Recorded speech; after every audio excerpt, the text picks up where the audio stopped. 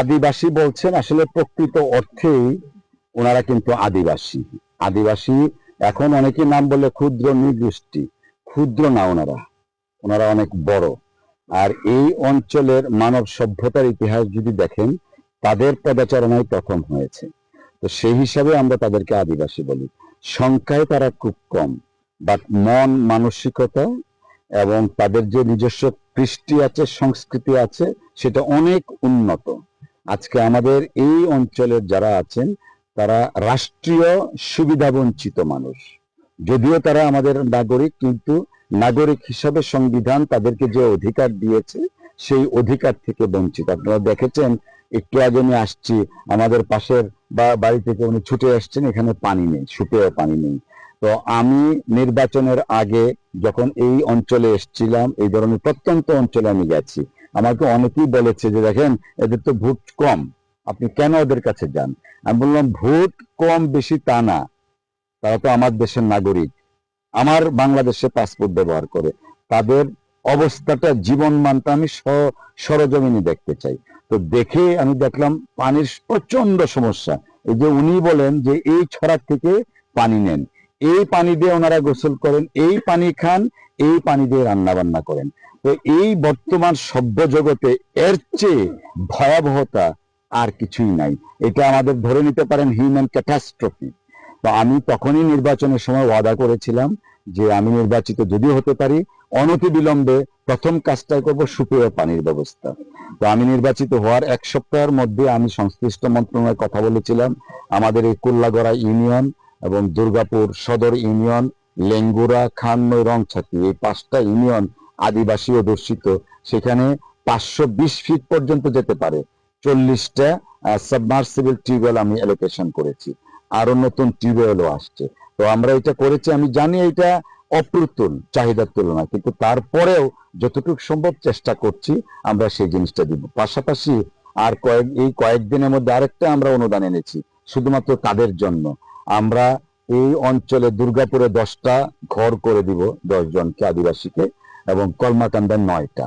তারপরে দুর্গাপুরে 39টা সেলাই মেশিন দেয়া হবে, শুধুমাত্র আদিবাসীরা পাবে, এবং কলমাকান্দায় এরকম পাবে।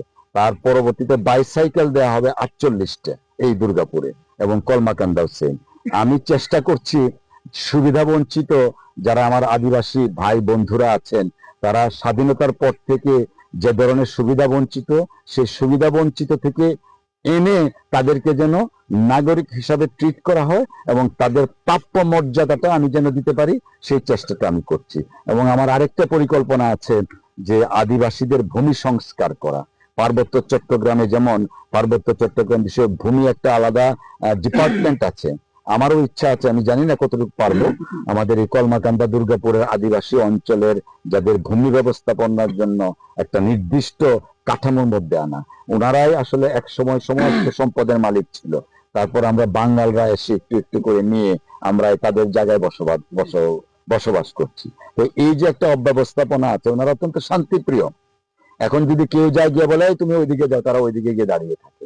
এই যে শান্তিপ্রিয় মানুষগুলাকে কালের বিবর্তনে হয়তো আমরা তাদেরকে বঞ্চিত করেছি।